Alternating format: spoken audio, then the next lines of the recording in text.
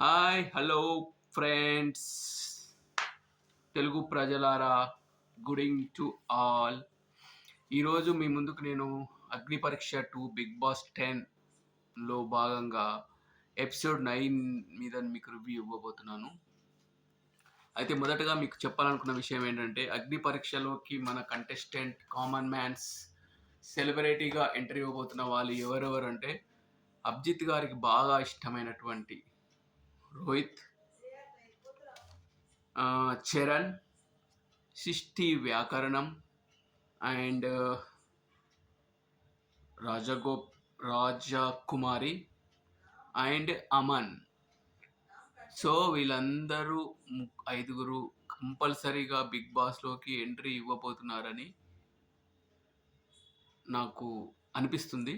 మీకు ఎవరెవరు వెళ్తారని అనిపిస్తుందో కామెంట్ బాక్స్లో మెన్షన్ చేయండి. రోహిత్కి ఈ అగ్ని పరీక్ష 2లో something is going to do something అని ఇప్పటికే మీకు అర్థమై ఉంటుంది. అతనికి వచ్చినటువంటి ఎలివేషన్ చాలా చాలా బాగుంది. చాలా కామ్ గోయింగ్గా, అండర్ డాగ్గా అతను ముందుకు వెళ్తున్నాడు. తన పని తను చేసుకు వెళ్తున్నాడు. టాస్క్ ఆడేస్తున్నాడు. ఓకే, నేను ఆడేసిన అని పక్క కూర్చుంటున్నాడు. ఇది ఎలా ఉందంటే మన లాస్ట్ బిగ్ బాస్ 9 సీజన్లో డిమాండ్ పవన్ కూడా ఆ గేమ్ ఆడతాడు, గెలుస్తాడు, ఓ పక్క కూర్చుంటాడు. నేనే అంతా చేశాను అని చెప్పకుండా లైట్ తీసుకుంటాడు. సేమ్ రోహిత్ కూడా డిమాండ్ పవన్లో ఉన్నటువంటి లక్షణాలు బాగా కనిపిస్తున్నాయి. మీకు ఎలా అనిపిస్తుందో కామెంట్ బాక్స్లో తెలియజేయండి. ఇంకొకటి, ఇది నేను చాలా ఇష్టంతో స్టార్ట్ చేశాను కాబట్టి మీరు ఈ వీడియోకు తప్పకుండా లైక్ చేసి సబ్స్క్రైబ్ చేసి నన్ను ఎంకరేజ్ చేయవలసిందిగా my kindly request to YouTube ప్రేక్షక దేవుళ్ళు. ఇంకోటి, మన రోహిత్కి అసలు షాకింగ్ ఎలివేషన్ వస్తుంది. ఇంకా మీకు చెప్పాలి అంటే ఈరోజు నైట్ మనకు ఒక షాకింగ్ ఎలిమినేషన్ ఉంది అని సమాచారం. ఓకే, అది ఈరోజు నైట్ చూస్తే మీకు అర్థమైపోతుంది. అయితే గాయత్రి గారు ఆల్రెడీ ఈ ఎపిసోడ్లో ఎలిమినేట్ అయ్యింది, అది అందరికీ తెలిసిన విషయమే. ఓకే, ఇంకా ఇక్కడ ఈరోజు ఎపిసోడ్లో గొప్పగా ఏం లేదు, కానీ గేమ్ ప్లాన్ చేశారు. ఏంటంటే ఒకటి స్ట్రాంగ్ టీమ్, వీక్ టీమ్ అని సెలెక్ట్ చేశారు. అయితే రాజకుమారి గారిని కార్డ్ ఎప్పుడు యూజ్ చేస్తావు అని మన శ్రీముఖి గారు అడగడం జరిగింది. దానికి రాజకుమారి గారు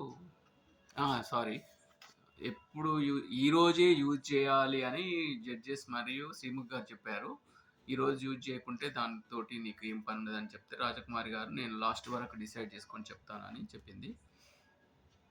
గేమ్ విషయానికి వస్తే red team strong, blue team week అని ఒక గేమ్, ఫిజికల్ గేమ్ స్టార్ట్ చేశారు. అయితే అంతకంటే ముందు ఈరోజు ఫిజికల్గా ఒక గేమ్ పెడతానని శ్రీముఖి గారు అంటే మిథిలేష్ అండ్ రోహిత్ స్టాండప్లో ఇద్దరం ఆడతామని చెప్పారు. అయితే యాక్చువల్గా టీవీ చూస్తున్న ప్రతి ఒక్కరు గెస్ చేసింది ఏంటంటే, మన మిథిలేష్ బాగా మజిల్తో మంచి స్ట్రాంగ్ పర్సన్గా లుకింగ్ అయితే ఉంది. కోర్స్ రోహిత్ ఆల్సో బాగా స్ట్రాంగ్గా ఉన్నాడు. కానీ ఆల్మోస్ట్ 99% మిథిలేష్ గెలుస్తాడని అనుకున్నారు. కానీ అసలు అలవోకగా, అంటే ఎంత ఈజీగా అంటే గెలవడం ఇంత ఈజీనా అనేలాగా మన రోహిత్ మిథిలేష్ను ఓడించడం జరిగింది. Okay, good.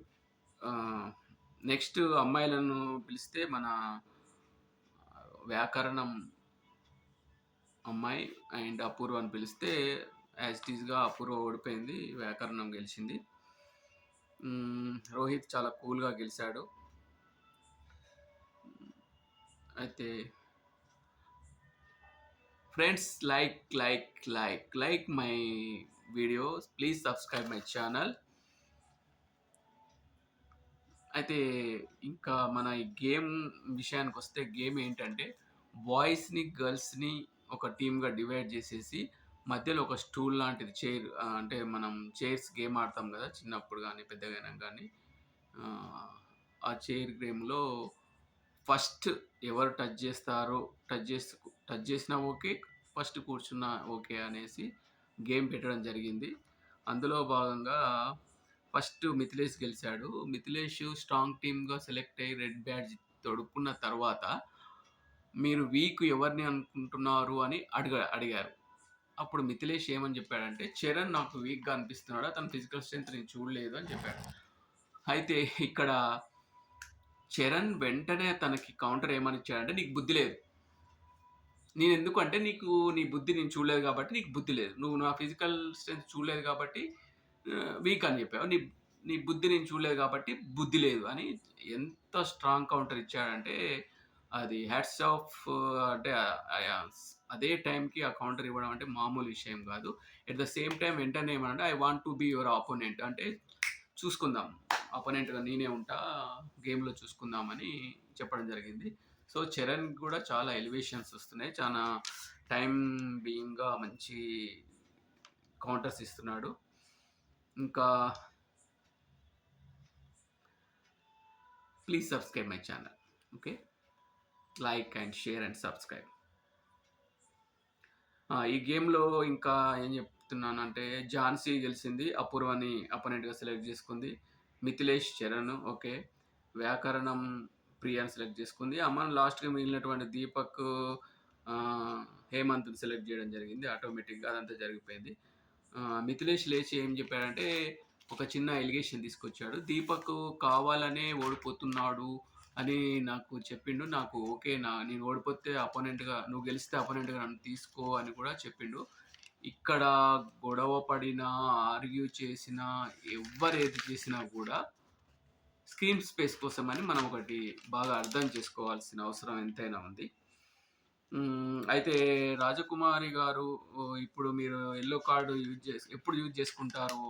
ఇప్పుడు యూజ్ చేస్తారా? అంటే లేదు, లేదు. తను ఎంత తెలివిగా, ఎంత ఇంటెలిజెంట్‌గా ఆన్సర్ చేసిందంటే, నేను ఓడిపోతే ఆడియన్స్‌కి ఓటింగ్‌కి వెళ్ళేటప్పుడు ఎవరైతే గెలిసి ఓటింగ్‌కెళ్తారో వాళ్ళని స్వైప్ చేసి నా కార్డ్ యూజ్ చేసి నేను ఓటింగ్ చేస్తా అని చాలా యాజ్ సింపుల్ యాజిల్‌గా చెప్పింది. అంటే ఆమె ఒక పల్లెటూరు నుంచి వచ్చింది, చాలా బాధల్లో ఉంది అనేది కాకుండా తను ఎంత ఇంటెలిజెంటో ఈ ఒక్క డైలాగ్‌తో తను ఎక్స్‌ప్రెస్ చేసింది. So, I hats off to his intelligence.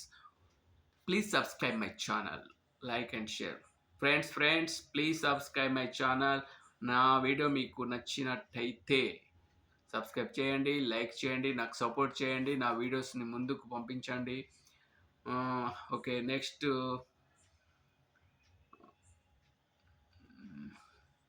అయితే ఇక్కడ సృష్టి గెలిచింది. సృష్టిని రీప్లేస్ చేస్తూ మన రాజకుమారి గారు ఓటింగ్‌కి వెళ్ళారు. కానీ జడ్జెస్ ఏం చెప్పారంటే మన సృష్టి చాలా హ్యాపీగా దాన్ని యాక్సెప్ట్ చేసింది. ఆ నేచర్ వాళ్ళకి నచ్చేసి సృష్టికి కూడా ఓటింగ్‌కి అవకాశం ఇచ్చారు. అక్కడ బిహేవియర్ చాలా ఎంత ఇంపార్టెన్స్ అనేది మనం ఈ అగ్ని పరీక్ష కావచ్చు, బిగ్ బాస్‌లో మనకి చాలా ఇంపార్టెంట్. అయితే లాస్ట్‌కు ఎక్కడ బాధేసిందంటే ఇంత ఎలివేషన్ వచ్చినా, ఇంత మంచి బిహేవియర్ ఉన్నటువంటి రోహిత్‌కి యెల్లో కార్డ్ ఇవ్వడం జరిగింది. ఏదో చిన్న మిస్టేక్ చేశాడు. అది గేమ్ చూసిన వాళ్ళకి అర్థమవుతుంది. కానీ అంత చిన్న మిస్టేక్‌కి యెల్లో కార్డ్ అవసరం లేదు. అయితే ఇక్కడ నాకు అనిపించింది ఏంటంటే రోహిత్‌కి ఆ యెల్లో కార్డ్ ఇవ్వడం కూడా చాలా ప్లస్ పాయింట్ అవుతుంది. ఎందుకంటే గేమ్‌లో చిన్న తప్పుని తను ఒప్పుకున్నాడు. పనిష్మెంట్ తీసుకున్నాడు కాబట్టి నాకు తెలిసి రోహిత్‌కి ఇది ప్లస్సే అవుతుంది కానీ మైనస్ కాదు అని నాకు అర్థమవుతుంది. సో, ఈరోజు నైటు ఇంకో ఎలిమినేషన్ ఉండబోతుంది. లాస్ట్‌గా మిగిలినటువంటి బాగి అండ్ రామకృష్ణ ఆర్‌కే. అయితే నాకు తెలిసినంత వరకు బాగి ఎలిమినేట్ అయిందని అనుకుంటున్నాను నేను. So, please subscribe friends, like, share. Good night. ఈరోజు రివ్యూ కంప్లీటెడ్. 10th ఎపిసోడ్‌తో మీ ముందుకు రేపు మళ్ళీ వస్తాను. కొంచెం లేట్ అవుతుంది రిలీజ్ చేయడానికి వీడియో. ఇంకా తొందరగా రిలీజ్ చేయడానికి ప్రయత్నం చేస్తాను. ఓకే. నాలాంటి వారిని సపోర్ట్ చేయండి. Please subscribe, like friends, like. Good night. Take care. షబా ఖైర్.